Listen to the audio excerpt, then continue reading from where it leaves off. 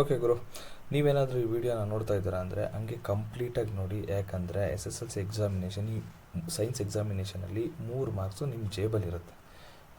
ಏನಪ್ಪ ಹಿಂಗೆ ಹೇಳ್ತಿದ್ದಾನೆ ಅಂತ ಕೇಳಿದ್ರೆ, ಓಮ್ನ ನಿಯಮ ಚಾಪ್ಟರ್ ನಂಬರ್ 12 ವಿದ್ಯುತ್ ಶಕ್ತಿ ಪಾಠದಿಂದ ಓಮ್ನ ನಿಯಮವನ್ನು ನಿರೂಪಿಸಿ ಅಂತ ಕ್ವಶನ್ನು ನಿಮಗೆ ಸೈನ್ಸ್ ಎಕ್ಸಾಮಲ್ಲಿ 3 ಮಾರ್ಕ್ಸಿಗೆ ಕೇಳ್ತಾರೆ. 100% ಕೇಳ್ತಾರೆ. ಅದಕ್ಕೆ ಈ ವಿಡಿಯೋದಲ್ಲಿ ನಿಮಗೆ ಆ ಓಮ್ನ ನಿಯಮ ಹೆಂಗೆ ಬರಿಬೇಕು ಅದನ್ನು ಹೇಳ್ಕೊಡ್ತೀನಿ. ಮತ್ತು ಓಮ್ನ ನಿಯಮ ಅಂದರೆ ಏನು ಅದನ್ನು ಎಕ್ಸ್ಪ್ಲೈನ್ ಮಾಡ್ತೀನಿ. ಬನ್ನಿ, ಈ ವಿಡಿಯೋನ ಏನಾದರೂ ನೀವು ಫುಲ್ಲು ನೋಡಿದ್ರೆ ನಿಮ್ಗೆ 100% 3 ಮಾರ್ಕ್ಸ್ ಬಂದೇ ಬರುತ್ತೆ. ಬಟ್ ಸ್ಕಿಪ್ ಮಾಡ್ದಲೇ ಕಂಪ್ಲೀಟಾಗಿ ವಿಡಿಯೋ ನೋಡಿ. ಮತ್ತು ಯಾರ್ಯಾರು ವಿಡಿಯೋ ನೋಡ್ತಾ ಇದ್ದಾರೋ ನೀವು ನಿಮ್ಮ ಸ್ನೇಹಿತರ ಜೊತೆ ಶೇರ್ ಮಾಡಿ, ಮತ್ತು ಅವ್ರಿಗೂ ಸಬ್ಸ್ಕ್ರೈಬ್ ಮಾಡೋಕ್ಕೆ ಹೇಳಿ. ಅದೇ ಥರ ನೀವು ಏನಾದರೂ ಸಬ್ಸ್ಕ್ರೈಬ್ ಮಾಡ್ಕೊಂಡಲ್ಲೇ ವಿಡಿಯೋ ನೋಡ್ತೀರಾ, ದಯವಿಟ್ಟು ಸಬ್ಸ್ಕ್ರೈಬ್ ಮಾಡಿಕೊಂಡು ವಿಡಿಯೋ ನೋಡಿ ಅಂತ ಹೇಳ್ತಾ ಸ್ಟಾರ್ಟ್ ಮಾಡೋಣ ಬನ್ನಿ. ಓಕೆ, ಫಸ್ಟ್ ಎಕ್ಸಾಮಲ್ಲಿ ಹೆಂಗೆ ಬರೆಯೋದು ಓಮ್ನ ನಿಯಮ ಅದನ್ನು ನೋಡೋದಕ್ಕಿಂತ ಮುಂಚೆ ಫಸ್ಟ್ ಆಫ್ ಆಲ್ ಓಮ್ನ ನಿಯಮ ಏನು ಹೇಳುತ್ತೆ ಅದನ್ನು ತಿಳ್ಕೊಳ್ಳೋಣ ಬನ್ನಿ ಫಸ್ಟು. ಓಕೆನಾ? ಸೊ ಓಮ್ನ ನಿಯಮ ಇದನ್ನು ನಿರೂಪಿಸಿದವರು ಜಾರ್ಜ್ ಸೈಮನ್ ಓಮ್ ಅಂತ ಇಲ್ಲಿ ಕಾಣಿಸ್ತಿದ್ದಾರಲ್ಲ, ಇವರೇ ಆ ವ್ಯಕ್ತಿ. ನೋಡ್ಕೊಂಬಿಡಿ ಒಂದು ಸರ್ತಿ. ಸೊ ಇವರೇ ಓಮ್ನ ನಿಯಮವನ್ನು ಪ್ರತಿಪಾದಿಸಿದ್ದು. ಓಕೆನಾ? ಓಕೆ, ನೆಕ್ಸ್ಟ್ ನೋಡಿ, ಇದೇನು ಕಾಣ್ತಿದೆ ಇದನ್ನು ವಿದ್ಯುತ್ ಮಂಡಲ ಅಂತ ಕರೀತೀರ. ಇಲ್ಲ ನಿಮಗೆಲ್ಲ ಗೊತ್ತು ಆಲ್ರೆಡಿ, ಇದು ವಿದ್ಯುತ್ ಮಂಡಲ. ಓಕೆನಾ? ಸೊ ಈ ವಿದ್ಯುತ್ ಮಂಡಲದಲ್ಲಿ ನೀವು ನೋಡ್ತಾ ಇದ್ದರೆ ಇಲ್ಲಿ ಶುಷ್ಕಕೋಶ ಅಂದರೆ ಬ್ಯಾಟ್ರಿ ಇದೆ, ಇಲ್ಲಿ ಅಮೀಟರ್ ಇದೆ. ಅಮೀಟರ್ ಏನಕ್ಕೆ ಯೂಸ್ ಮಾಡ್ತಾರೆ? ವಿದ್ಯುತ್ ಪ್ರವಾಹವನ್ನು ಅಳೆಯೋದಕ್ಕೆ. ಇದು ವಿಭವಾಂತರ ಅಂದರೆ ವೋಲ್ಟೇಜನ್ನು ಅಳೆಯೋದಕ್ಕೆ. ಇಲ್ಲೊಂದು ವಾಹಕ ಇದೆ, ಆ ವಾಹಕದ ರೋಧ ಬಂದು R ಇದೆ.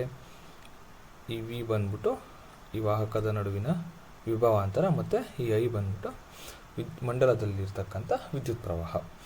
ಸೊ ನೀವೇನು ಮಾಡ್ತೀರಾ ಅಂದರೆ, ಇಲ್ಲಿ ಒಂದು ಬ್ಯಾಟ್ರಿ ಇದೆಯಲ್ಲ, ಅದನ್ನು 2 ಮಾಡಿ, ಅಂದರೆ ಇನ್ನೊಂದು ಬ್ಯಾಟ್ರಿನ ಆ್ಯಡ್ ಮಾಡಿ. ಇನ್ನೊಂದು ಬ್ಯಾಟ್ರಿನ ಆ್ಯಡ್ ಮಾಡಿದಾಗ ನಿಮ್ಗೆ ಏನಾಗುತ್ತಪ್ಪ ಅಂದರೆ, ಆಬ್ವಿಯಸ್ಲಿ ಏನಾಗುತ್ತೆ, ವೋಲ್ಟೇಜ್ ಅಂದರೆ ವಿಭವಾಂತರ ಜಾಸ್ತಿ ಆಗುತ್ತೆ. ಅದೇ ಥರ ನೀವೇನಾದರೂ ವಿದ್ಯುತ್ ಮಂಡಲದಲ್ಲಿನ ವಿದ್ಯುತ್ ಪ್ರವಾಹವನ್ನು ಚೆಕ್ ಮಾಡಿದಾಗ ಅದನ್ನು ಚೆಕ್ ಮಾಡಿದಾಗ ಅದು ಕೂಡ ಜಾಸ್ತಿ ಆಗಿರುತ್ತೆ. ಅಂದರೆ ಇಲ್ಲಿ ನೀವು ನೋಟಿಸ್ ಮಾಡ್ಬೋದು, ವಿಭವಾಂತರ ಅನ್ನು ಜಾಸ್ತಿ ಮಾಡ್ದಂಗೆಲ್ಲ ವಿದ್ಯುತ್ ಪ್ರವಾಹ ಜಾಸ್ತಿ ಆಗ್ತಿದೆ ವಿದ್ಯುತ್ ಮಂಡಲದಲ್ಲಿ. ಸೊ ಓಮ್ನ ನಿಯಮವನ್ನು ಇದೇ ಹೇಳೋದು. ಅಂದರೆ ಇದರಿಂದ ಏನು ಅರ್ಥ ಮಾಡ್ಕೊಬೋದು ಅಂದರೆ, ವಿಭವಾಂತರ V, ವಾಹಕದ ನಡುವಿನ ವಿಭವಾಂತರ Vಯು ಮಂಡಲದಲ್ಲಿ ಪ್ರವಹಿಸುವ ವಿದ್ಯುತ್ ಪ್ರವಾಹಕ್ಕೆ ನೇರ ಅನುಪಾತದಲ್ಲಿರುತ್ತದೆ ಅಂತ ಅರ್ಥ ಮಾಡ್ಕೊಬೋದು. ಸೊ ಇದನ್ನೇ ಜಾರ್ಜ್ ಸೈಮನ್ ಓಮ್ ಅವರು ಹೇಳಿದ್ದು. ಬಟ್ ಇದೆಲ್ಲ ನಡಿಬೇಕು ಅಂದರೆ ತಾಪಮಾನ ಸ್ಥಿರ ಇರಬೇಕಂದ್ರೆ ಟೆಂಪರೇಚರ್ ಕಾನ್ಸ್ಟೆಂಟ್ ಆಗಿರಬೇಕು. ಸೊ ಇದನ್ನೇ ಓಮ್ನ ನಿಯಮ ಅಂತ ಕರೆದು. ಈಗ ಸೊ ಇದು ಓಮ್ನ ನಿಯಮ ಆಯಿತು. ಬಟ್ ಈ ಎಕ್ಸಾಂಪಲ್ ಬರಿಬೇಕಾದ್ರೆ ಹೆಂಗೆ ಬರಿಬೇಕು, ಏನೇನು ಬರಿಬೇಕು ಅಂತ ಇವಾಗ ಹೇಳ್ತೀನಿ ನೋಡಿ. ನಿಮಗೆ ಯೂಶ್ವಲಿ ಇದನ್ನು 2 ಮಾರ್ಕ್ಸಿಗೆ ಕೇಳ್ತಾರೆ. 2 ಮಾರ್ಕ್ಸಿಗೆ ಕೇಳಿದ್ರೆ ನೀವು ನೋಡಿ, 2 ಮಾರ್ಕ್ಸಿಗೆ ಕೇಳಿದ್ರೆ ನೋಡಿ, ಇಷ್ಟು ಈ ನಿಯಮ ಮತ್ತು ಈ ಫಾರ್ಮುಲಾ ಈ 2 ಬರಿಬೇಕು. ಸಪೋಸ್ ಏನಾದರೂ 3 ಮಾರ್ಕ್ಸಿಗೆ ಕೇಳಿದ್ರು ಅಂದರೆ ನೀವು ಡಯಾಗ್ರಾಮು ನೋಡಿ. ಸಪೋಸ್ ಏನಾದರೂ 3 ಮಾರ್ಕ್ಸಿಗೆ ಕೇಳಿದ್ರು ಅಂದರೆ ಈ ಡಯಾಗ್ರಾಮು ನೋಡಿ. 3 ಮಾರ್ಕ್ಸಿಗೆ ಕೇಳಿದ್ರು ಅಂದರೆ ಡಯಾಗ್ರಾಮು, ಈ ಡೆಫಿನೇಷನ್ನು ಮತ್ತು ಫಾರ್ಮುಲಾ 3 ಬರಿಬೇಕು. ಇದಕ್ಕೊಂದು ಮಾರ್ಕ್ಸು, ಇದಕ್ಕೊಂದು ಮಾರ್ಕ್ಸು, ಇದಕ್ಕೊಂದು ಮಾರ್ಕ್ಸ್. ಈ ಥರ ಬರೆದ್ರಿ ಅಂದರೆ ಕಣ್ಣು ಮುಚ್ಕೊಂಡು 3 ಮಾರ್ಕ್ಸ್ ಕೊಡ್ತಾರೆ. ಓಕೆನಾ? ಎಕ್ಸ್ಪ್ಲನೇಷನ್ ನೋಡೋಣ. ಓಮ್ನ ನಿಯಮ ಏನು ಹೇಳುತ್ತೆ ನೋಡಿ. ಸ್ಥಿರವಾದ ತಾಪಮಾನದಲ್ಲಿ ವಿದ್ಯುತ್ ಮಂಡಲದಲ್ಲಿನ ವಾಹಕದ ನಡುವಿನ ವಿಭವಾಂತರ Vಯು ಅದರ ಮೂಲಕ ಹರಿಯುವ ವಿದ್ಯುತ್ ಪ್ರವಾಹ Iಗೆ ನೇರ ಅನುಪಾತದಲ್ಲಿರುತ್ತದೆ. ಇದನ್ನು ಓಮ್ನ ನಿಯಮ ಎನ್ನುವರು. ಇಲ್ಲಿ ಏನು ಅವಾಗಲೇ ಎಕ್ಸ್ಪ್ಲೈನ್ ಮಾಡಿದೆ ಅದನ್ನೇ ಇಲ್ಲಿ ಹೇಳಿರೋದು.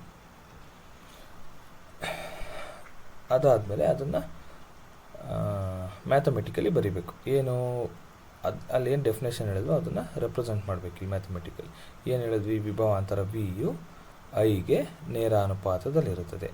ನೋಡಿ, ಇನ್ನೊಂದು ಟ್ರಿಕ್ ಏನಪ್ಪ ಅಂದರೆ, ಇದು ಟ್ರಿಕ್ ಅಲ್ಲ, ರೂಲು. ನೀವು ಇದು ಪ್ರಪೋರ್ಷನಲಿಟಿ ಸಿಂಬಲ್ ಅಂತ ಕರೀತಾರೆ, ಅಂದರೆ ನೇರ ಅನುಪಾತಕ್ಕೆ ಯೂಸ್ ಮಾಡ್ತಕ್ಕಂಥ ಸಿಂಬಲ್. ಈ ಸಿಂಬಲ್ನ ನೀವು ಈಕ್ವಲ್ಟಿಂದ ಬದಲಾಯಿಸ್ತಾ ಇದ್ದೀರಾ ಅಂದರೆ ಅದಕ್ಕೆ ನೀವು ಒಂದು ಕಾನ್ಸ್ಟೆಂಟ್, ಒಂದು ಸ್ಥಿರಾಂಕವನ್ನು ಹಾಕಬೇಕು. ನೋಡಿ ಇಲ್ಲಿ ಈ ಪ್ರಪೋರ್ಷನಲಿಟಿ ಸಿಂಬಲ್ ಇದೆ, ಅದನ್ನು ತೆಗೆದುಬಿಟ್ಟು ಇಲ್ಲಿ ಈಕ್ವಲ್ಟ್ ಹಾಕಿದ್ದೀವಿ. ಅದಕ್ಕೆ ಎಕ್ಸ್ಟ್ರಾ ಆ್ಯಡ್ ಮಾಡಿದ್ದೀವಿ ಆರ್, ಸ್ಥಿರಾಂಕ. ಆರ್ ಅನ್ನೋದು ಒಂದು ಸ್ಥಿರಾಂಕ. ಇಲ್ಲಿ ಆರ್ ಅಂದರೆ ರೋಧ ಅಷ್ಟೆ. ನೀವು ಡೆಫಿನೇಷನ್ ಓಮ್ನ ನಿಯಮವನ್ನು ಬರೆದು ಅದಕ್ಕೆ ಈ ಫಾರ್ಮುಲಾವನ್ನು ಬರೆದ್ರಿ ಅಂದರೆ 2 ಮಾರ್ಕ್ಸು ಕಣ್ಣು ಮುಚ್ಕೊಂಡು ಕೊಡ್ತಾರೆ. ನಿಮ್ಮ ಜಾಬಲ್ಲಿ 2 ಮಾರ್ಕ್ಸ್ ಇದೆ ಅಂತ ಅರ್ಥ. ಇದು ಓಮ್ನ ನಿಯಮ. ಆ್ಯಂಡ್ ಇದನ್ನು ನೀವೇನಾದರೂ ಎಕ್ಸಾಂಪಲ್ ಇದೇ ಥರ ಬರೆದ್ರಿ ಅಂದರೆ ನಿಮಗೆ 2 ಮಾರ್ಕ್ಸ್ ಖಚಿತವಾಗಿ ಸಿಗುತ್ತೆ. ಓಕೆ, ಇಷ್ಟ ಆಗಿತ್ತು ಓಮ್ನ ನಿಯಮದ ವಿಡಿಯೋ. ಮತ್ತೆ ಸಿಗ್ತೀನಿ ಇನ್ನೊಂದು ವಿಡಿಯೋ ಜೊತೆ. ಅಲ್ಲಿವರೆಗೂ ಥ್ಯಾಂಕ್ ಯು, ಬೈ.